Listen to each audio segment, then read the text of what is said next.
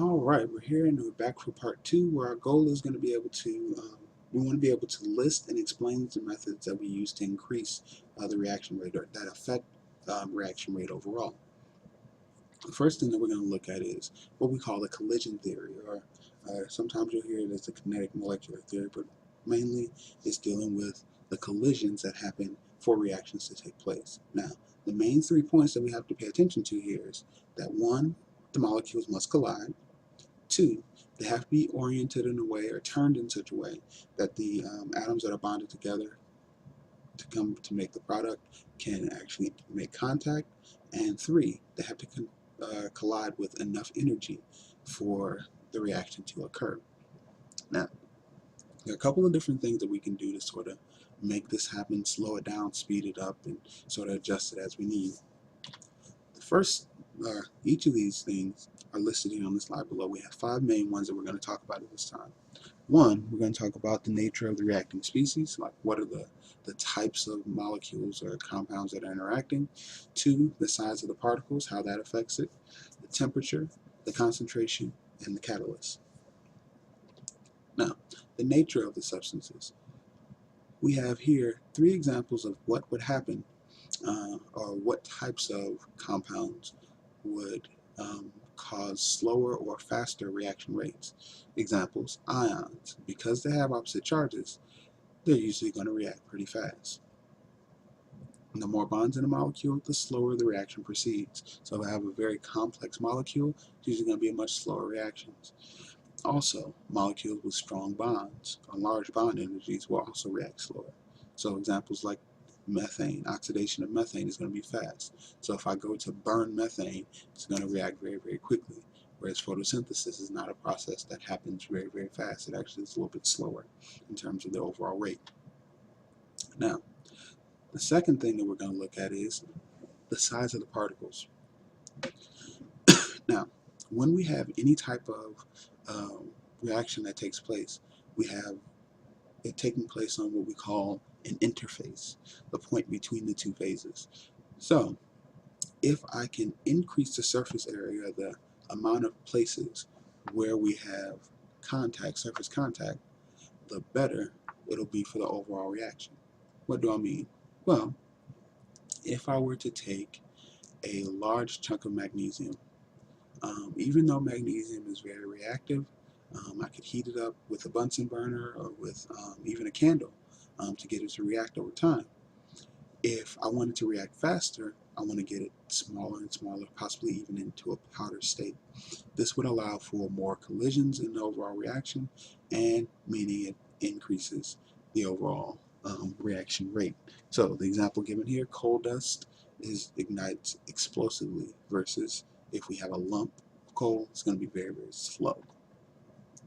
Now, the next thing that we're going to look at is how temperature is going to react or respond. So, if I increase the temperature, one of the things that we have to pay attention to is temperature tells us about the kinetic energy of the molecule. So if I increase the energy going in, and that means I increase the temperature, that means that I'm also increasing the energy that the electrons, or the, sorry, not the electrons, the molecules are moving with. Because I'm increasing the temperature and the amount of energy that they're moving with, I'm also increasing the chance that they'll collide a lot more. And they're going to have higher activation energy, they're going to be able to reach that activation energy a lot easier to form the reaction. We're going to do it. We're going to show you a diagram in just a moment that should make that part make a little bit more sense. And last but not least, we're going to look at the concentrations. Imagine this. If I have 20 kids inside of a large room, but they each have their own sort of space to do their own thing, whether it's playing or reading or whatever, I used to then run into a problem.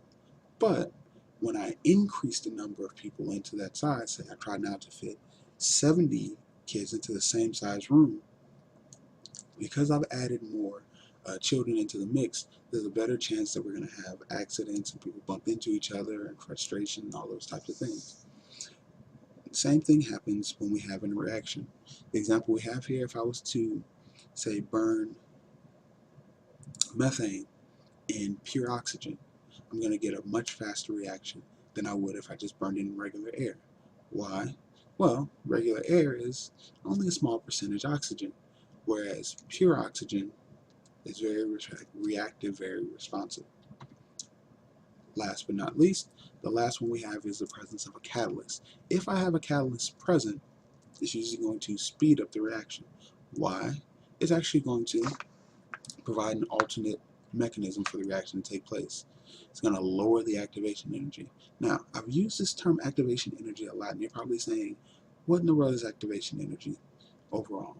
Well, activation energy is the minimum energy that we have to form an activated complex or to get the reaction started. Usually when a reaction goes forward, it doesn't just start on its own once you mix the things up. Some of them have to be heated, some you have to put in just a little bit of energy, and depending on how much energy you have to put in will tell you how much activation energy you're dealing with. In a slow reaction, usually we have a very large activation energy needed. Let's look at the diagrams we talked about. Now, with our activation energy, we're looking here at really what happens with the temperature. Here, our first curve, our purple curve, we're looking at the fact that, well, actually, let's look at the first, sorry, T1. As we look at T1, we're noticing that only a small fraction reach this point of activation energy. We have the number of collisions is very, very high, but of all those collisions, not much is happening in terms of helping us to get to where we need to as far as forming our product. But as I increase the energy or the temperature, notice that my collisions, it seems like the number of collisions goes down, but look at my ratio or my fraction of compounds that are forming, that are making it to the activated complex and making it to my product.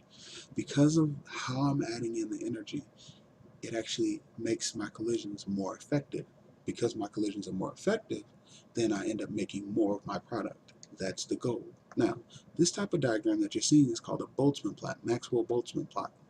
And it's just talking about the number of collisions versus energy. Now, the second type of diagram that you're going to have to worry about here, well, is called an energy profile, a potential energy diagram. Now, if you notice here, our potential energy listed here on the y-axis and our reaction coordinate of progress here on the bottom. We start off with our energy of our reactants, total energy of our reactants. It's usually at a certain point. Now, as I add in energy, we get closer to what we call a transition state or activated complex. The difference between my starting point and the top of this curve is going to be my activation energy. How much energy do I have to put in for it to get started? Now, once I've gone over that little hump, I'm going to go, it may drop or it may go up. This is going to tie into what we talked about with our endothermic and exothermic, because if I give off more energy or end up lower in energy than I started, this is usually going to be an exothermic reaction. So here, once we started going down, you notice that I have a difference here of however many kilojoules of energy. Because I've given off this much more energy, this means that it was exothermic. If, say, I ended here, instead, higher than where I was, it would be an endothermic reaction. Now, we're going to talk about these, the relationships between these things as we look at a lot of these diagrams and our potential, our practice FRQ questions. So you want to make sure you take the time, review your notes, make sure you're taking your notes so you can utilize them in class and in your studies. Have a great evening. This is where we're going to end this one. I'll see you in class.